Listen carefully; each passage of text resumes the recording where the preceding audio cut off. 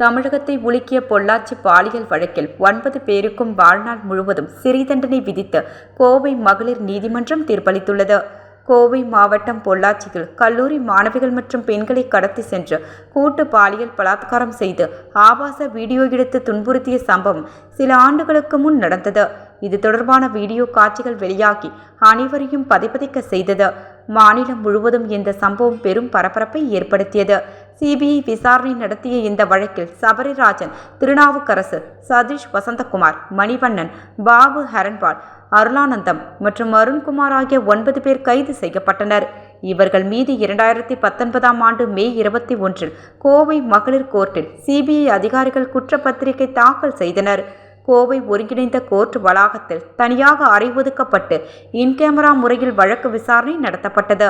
இந்த வழக்கில் சாட்சி விசாரணை, அரசு தரப்பு மற்றும் எதிர்த்தரப்பு இறுதி வாதம் முடிந்து தீர்ப்பு வழங்கப்பட்டது.